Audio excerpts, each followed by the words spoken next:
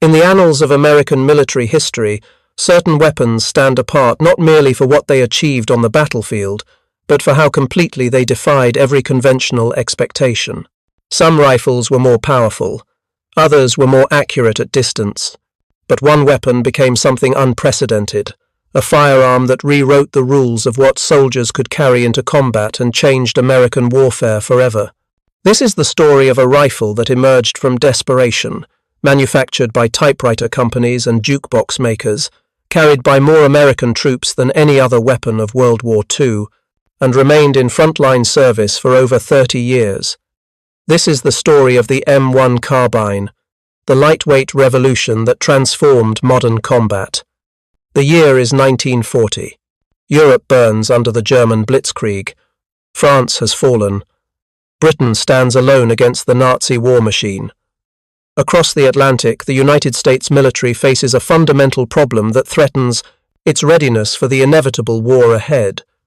American forces possess the finest battle rifle in the world, the M1 Garand, a semi-automatic masterpiece that delivers devastating firepower at long range. But this very excellence creates a critical vulnerability. The Garand weighs 9.5 pounds, fully loaded. It measures 43.5 inches from buttstock to muzzle. For frontline infantry, this weapon excels, but the modern army consists of far more than riflemen. Artillery crews must haul shells and operate guns. Tank crews need to maneuver in confined spaces. Radio operators carry heavy equipment. Officers coordinate troops. Medics tend the wounded. Truck drivers maintain supply lines.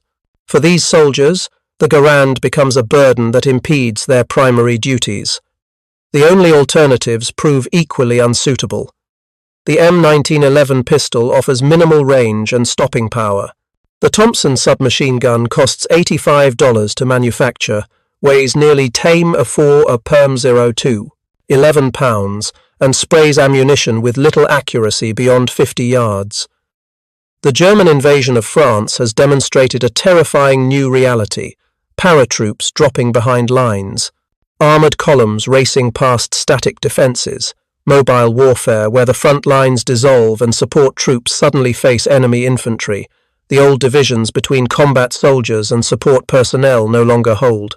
Everyone needs a weapon, but that weapon cannot interfere with specialized duties that keep an army functioning. The United States Army issues a requirement in June of 1940. They need a light rifle, not a shortened version of an existing weapon, but an entirely new firearm. Weight must not exceed 5 pounds. It must fire a cartridge more powerful than pistol ammunition but lighter than rifle rounds. Most critically, it must be simple enough for mass production and cheap enough to manufacture in enormous quantities. The specification seems nearly impossible to fulfill. Winchester Repeating Arms initially declines to participate in the competition. The company focuses its resources on other projects, including work on semi-automatic rifle designs that might replace the Garand itself. But Winchester has quietly developed something promising, a new cartridge called the .30 caliber carbine round. This rimless cartridge uses advanced propellants to deliver significantly more power than any pistol round while remaining far lighter than the .30-06 Springfield used in the Garand. The ballistic performance falls precisely into the gap the Army seeks to fill. Winchester has another asset. David Marshall Williams, a firearms designer with an extraordinary backstory, works at the company developing rifle mechanisms. Williams learned his craft in the most unlikely of places. Convicted of murder in North Carolina in 1921 after a deputy sheriff died during a raid on his illegal distillery, Williams spent years in Caledonia Prison Farm. The prison superintendent, recognizing Williams' mechanical genius, allowed him to set up a workshop where he developed revolutionary firearms mechanisms, including a short-stroke gas piston system that would change weapons design forever. Released in 1929 after his sentence was commuted, Williams brought his innovations to Winchester. By July of 1941, Winchester has been developing a semi-automatic rifle using Williams' short-stroke piston. The weapon weighs just 7.5 pounds. Winchester realizes this design, created for the .30-06 cartridge, could be scaled down to meet the light rifle requirement. But there's a problem. The Army trials are scheduled for September. Winchester has mere weeks to create a working prototype. Williams, known for his difficult personality and insistence on working alone, believes the timeline impossible. He refuses to participate in what he considers a doomed effort. Winchester management makes a critical decision. They assign 2 engineers, Fred Humiston and William Romer, to lead the carbine project under supervisor Edwin Pugsley.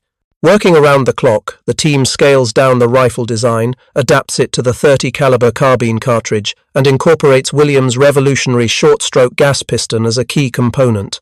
On September 12, 1941, just 2 days before the submission deadline, Humiston and Romer complete their final prototype. The weapon weighs 5.2 pounds. It measures 35.5 inches long. It feeds from a 15-round detachable box magazine. The action cycles smoothly with minimal recoil. During testing at Aberdeen Proving Ground, disaster strikes when the prototype's bolt breaks. Fred Humiston performs what many consider an engineering miracle. Without blueprints and unable to remove the gun from the testing ground, he returns to Winchester, machines an entirely new bolt from memory, and returns the next day. The bolt fits perfectly. On September 30th, 1941, after exhaustive trials against submissions from multiple manufacturers, the Winchester design wins. The United States Army designates it the United States Carbine, caliber .30, M1. Less than 10 weeks later, Japanese aircraft attack Pearl Harbor. America enters World War II. The demand for the new carbine becomes urgent beyond anyone's initial projections. The genius of the M1 carbine lay in its perfect synthesis of practical compromises. The .30 caliber carbine round fired a 110-grain bullet at 1900 feet per second, delivering 967 foot-pounds of energy. This fell far short of the .30-06's 2,700 feet per second and 2,700 foot-pounds of energy, but it doubled the power of the .45 ACP pistol round. More importantly, it achieved effective accuracy out to 300 yards, tripling the practical range of any submachine gun. The carbine gave support troops a real fighting weapon without the weight penalty of a full battle rifle. The action utilized Williams' short-stroke gas piston, a mechanism that tapped propellant gas from the barrel to cycle the action with minimal moving mass. This created exceptionally light recoil, allowing rapid follow-up shots while maintaining the rifle on target. The rotating bolt locked securely but required minimal effort to operate. Soldiers could fire 15 aimed shots as quickly as they could pull the trigger, then change magazines in seconds. The detachable box magazine represented another critical advantage.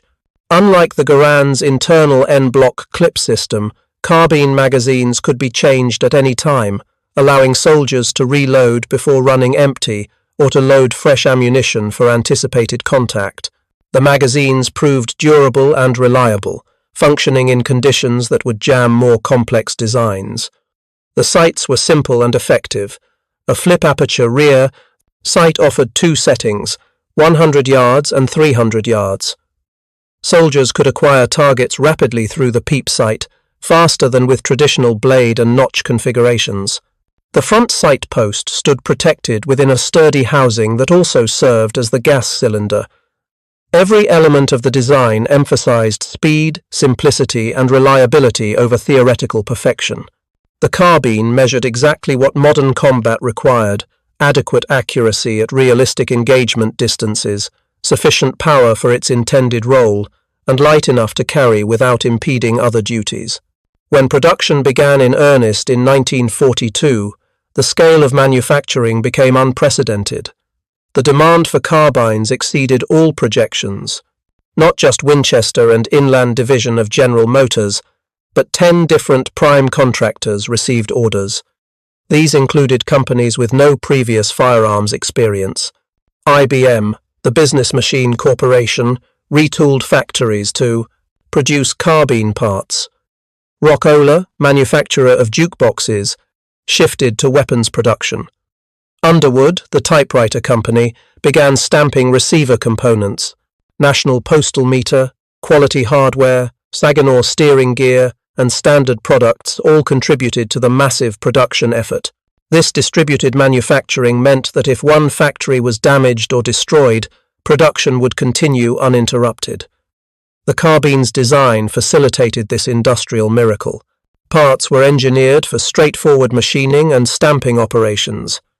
Quality control standards ensured interchangeability across manufacturers. A trigger group from IBM could fit into a receiver from Rock-Ola with a barrel from Winchester. This standardization allowed rapid repairs in the field and simplified logistics enormously. By the war's end, over 6.1 million M1 carbines would be manufactured, exceeding production of the legendary M1 Garand and making the carbine the most produced American small arm of World War II. The weapon entered combat in every theater where American forces fought. In the Pacific, the carbine found its ideal environment. Jungle warfare occurred at close range, where the Garand's power advantage mattered less. The carbine's light weight proved invaluable for troops moving through dense vegetation in oppressive heat. Paratroopers particularly favored the weapon. A folding stock variant, designated the M1A1 carbine, was developed specifically for airborne forces. Approximately 140,000 M1A1 carbines were manufactured exclusively by Inland Division. The folding stock allowed paratroopers to carry the weapon safely during jumps, then deploy it instantly upon landing. At Guadalcanal in 1942, American forces first used the carbine in sustained combat. Officers and NCOs carrying carbines found they could direct their troops while retaining serious firepower if enemy forces closed distance. Mortar crews appreciated the weapon's light weight that didn't impede their primary duty of moving and operating the mortar, yet provided real defensive capability. Radio operators, burdened with heavy communications equipment, could now defend themselves with more than a pistol. The carbine performed reliably in the humidity and heat that corroded other weapons. The island-hopping campaign across the Pacific demonstrated the carbine's versatility. At Tarawa in November 1943, Marines stormed heavily fortified positions where combat occurred at point-blank range.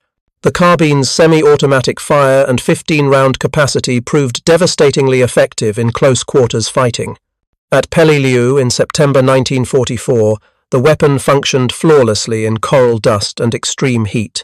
The non-corrosive primers used in carbine ammunition prevented the barrel corrosion that plagued weapons using .30-06 ammunition with corrosive primers.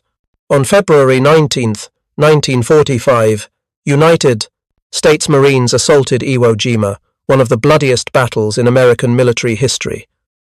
The carbine equipped thousands of Marines during the 36-day battle.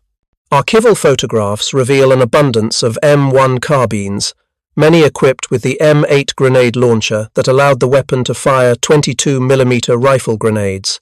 The carbine's light weight meant soldiers could carry more grenades without excessive burden. Sergeant John Basiloni, Medal of Honor recipient from Guadalcanal, carried an M1 carbine when he was killed on Iwo Jima's first day. Combat experience revealed both strengths and limitations.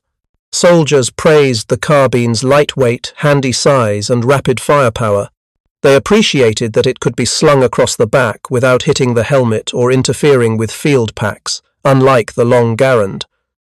The weapon's reliability in harsh conditions earned respect, but reports also documented instances where the .30 caliber carbine round failed to stop enemy soldiers, particularly when multiple heavy clothing layers provided some protection. The relatively low-powered cartridge sometimes lacked decisive stopping power that the Garand's .30-06 delivered without question. In Europe, the carbine saw widespread use from the Normandy invasion onward.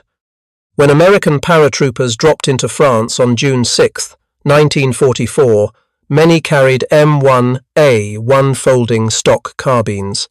The weapon proved ideal for the confused close-range fighting in the Norman hedgerows. Tank crews used carbines as their primary armament, the short weapon perfect for the cramped confines of armoured vehicles. Artillery forward observers carried carbines while calling fire missions, the weapon not interfering with radios and map cases. During the Battle of the Bulge in December 1944, when German forces launched their desperate winter offensive, American troops discovered the carbine functioned reliably in snow and freezing temperatures better than more complex weapons. By 1944, battlefield experience and German deployment of assault rifles like the Sturmgewehr 44 prompted development of an improved carbine variant. On October 26, 1944, the M2 carbine entered service. This select-fire version allowed soldiers to choose between semi-automatic and fully automatic fire via a selector switch on the left side of the receiver. In automatic mode, the M2 fired at 750 rounds per minute.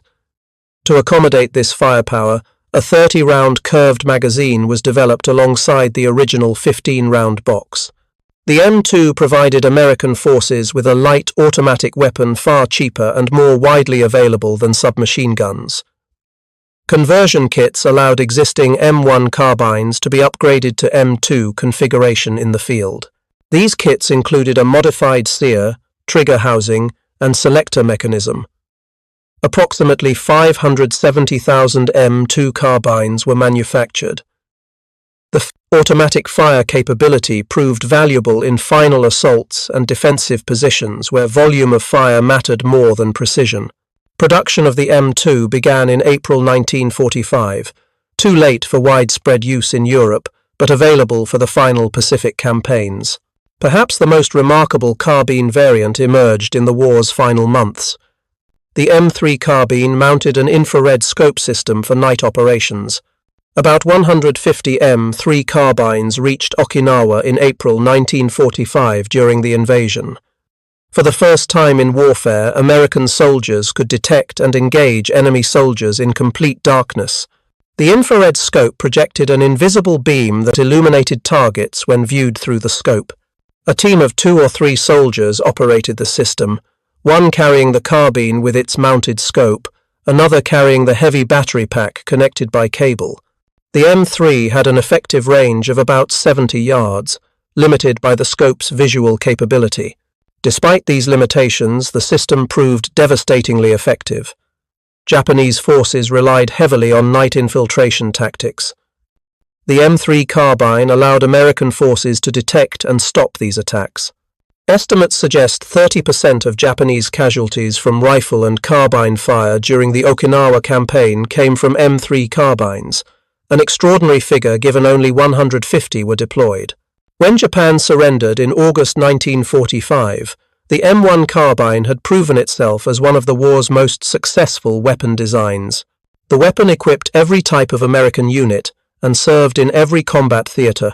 It had fulfilled its original purpose of providing support troops with effective firepower while proving capable of frontline combat when circumstances required. The Korean War tested the carbine again under brutal conditions unlike anything encountered in World War II. When North Korean forces invaded South Korea on June 25, 1950, American troops rushed to the peninsula carrying the weapons they had stored since 1945. The M1 and M2 carbines equipped many units. The select-fire M2 had largely replaced submachine guns in American service by this point. The carbine would face its most severe challenge in the Korean winter of 1950 to 1951. Temperatures plunged to 35 degrees below zero. Under these extreme conditions, the carbine developed a reputation for jamming and malfunctioning. The problems stemmed from multiple sources. Weak return springs designed for moderate temperatures lacked sufficient force in extreme cold. Lubricants froze or became too viscous, causing parts to move sluggishly. The cartridge itself lost pressure in sub-zero temperatures, reducing the recoil impulse that cycled the action. United States Army evaluations of combat reports from November 1950 through March 1950, documented widespread reliability problems. Soldiers reported that carbines would jam after firing only a few rounds in extreme cold. The 1st Marine Division reported instances where carbine bullets failed to stop heavily clothed Chinese or North Korean troops even at close range after multiple hits. Some Marine units issued orders for carbine users to aim for the head to ensure effectiveness. The winter clothing worn by enemy forces, multiple layers of quilted cotton, provided unexpected protection against the relatively low-powered carbine round. However, the carbine's problems in Korea stemmed largely from inadequate maintenance and improper lubrication for extreme cold. As the war continued and troops learned appropriate cold weather care, carbine performance improved significantly.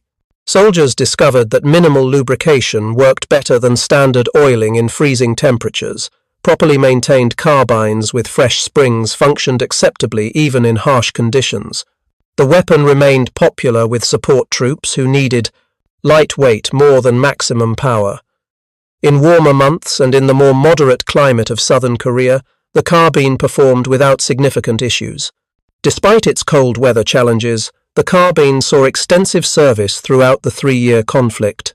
In Vietnam during the 1950s and early 1960s, the M1 carbine equipped United States military advisors.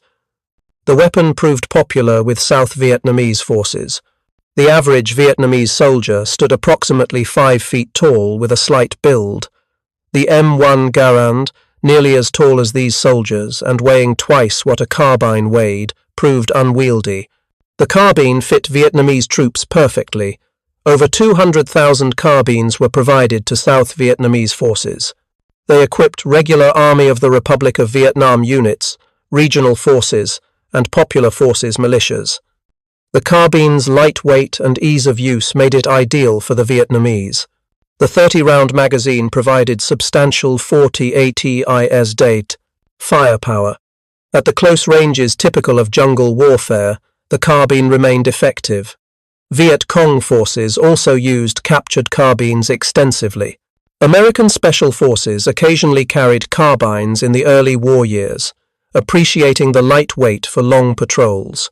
As American involvement escalated and M16 rifles became available from 1964 onward, carbines gradually phased out of United States service.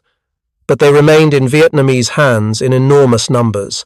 By the fall of Saigon in 1975, an estimated 1.5 million carbines had been supplied to South Vietnam. The carbine's service with American forces essentially ended by the mid-1960s as the M16 replaced older weapons, but the M1 carbine's influence extended far beyond United States military service. The weapon was supplied to Allied nations worldwide during the Cold War. South Korea received over 1 million carbines between 1963 and 1972. These weapons equipped reserve forces for decades. The Republic of China on Taiwan received hundreds of thousands of carbines. Laos, the Philippines, and numerous other nations received substantial quantities. The carbine's lightweight, reliability, and effectiveness at close range made it ideal for smaller-statured troops in many Asian nations. The total production of all M1 carbine variants exceeded 6.1 million weapons, making it the most produced American small arm in World War II history. The weapon remained in active military service somewhere in the world into the 21st century. Some South Korean reserve units carried carbines until they were finally replaced by M16, A1 rifles decommissioned from active service. The weapon that entered service in 1942 served in frontline roles for more than 60 years. The M1 carbine's influence on firearms design proved profound and lasting. The concept of an intermediate cartridge, more powerful than pistol, ammunition but lighter than full rifle rounds, directly influenced post-war assault rifle development. The Soviet AK-47 used a similar concept with its 7.62 by 39 mm cartridge. The American 5.56 NATO round that powered the M16 followed the same principle. The M1 carbine demonstrated that most combat occurred at ranges where full-power rifle cartridges were unnecessary. Lighter ammunition meant soldiers could carry more rounds. Reduced recoil allowed faster, accurate fire. The detachable box magazine feeding system that Winchester perfected for the M1 carbine became universal in modern military firearms. The 15 and 30 round carbine magazines established capacity standards that continue today.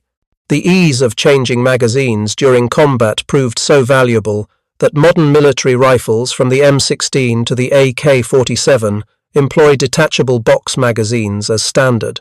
The carbine's role as a personal defense weapon presaged an endo team mullis nu dio, entire category of modern firearms designed for vehicle crews, special operations, and support troops. In civilian hands, the M1 carbine found renewed popularity. After World War II, surplus carbines became available at affordable prices. Their lightweight, mild recoil, and semi-automatic action made them popular for hunting small to medium game, target shooting, and home defense. Generations of Americans learned to shoot on surplus carbines. Modern manufacturers continue producing new carbines based on the M1 design. Auto Ordnance, Inland Manufacturing, and other companies manufacture faithful reproductions for civilian sale. Shooting enthusiasts continue to appreciate the weapon's handling characteristics, its lightweight, minimal recoil, and reliable function. What made the M1 carbine truly remarkable was not that it exceeded the M1 Garand in power or range. The Garand held those distinctions without question, nor was the carbine the most sophisticated weapon of its era. What made it extraordinary was its perfect fulfillment of a specific tactical need. It gave non-infantry troops a real fighting weapon without burdening them. It proved that intermediate cartridges could be effective in combat. It demonstrated that modern manufacturing could produce millions of reliable firearms by distributing production across diverse contractors. The carbine balanced practical features for real combat conditions better than any previous weapon. It was light enough to carry all day without fatigue. It was powerful enough to be effective at realistic engagement distances. It was reliable enough to function in jungles, deserts, frozen mountains, and tropical islands. It was simple enough that soldiers could maintain it with minimal training. It was cheap enough to manufacture in millions. These qualities proved more valuable than any single superlative specification. The M1 carbine served in more conflicts, equipped more soldiers, and remained in active service longer than almost any other American weapon design. From World War II's global battlefields to Korea's frozen mountains to Vietnam's jungles to dozens of smaller conflicts worldwide, it adapted to every challenge. When nations finally retired their carbines, it was not because the weapons had failed, but because they belonged to an earlier era of warfare. The rifle stands as testament to American industrial might, engineering, pragmatism, and the principle that a weapon's true measure is not its sophistication, but its ability to serve soldiers effectively when they need it most. The M1 carbine was designed for support troops by engineers who understood that modern warfare required more than just infantry rifles. It served those troops and countless frontline soldiers faithfully across more than 3 decades of continuous military service. The lightweight revolution that changed American warfare forever earned its place in history not through power or precision, but through being exactly what millions of soldiers needed exactly when they needed it.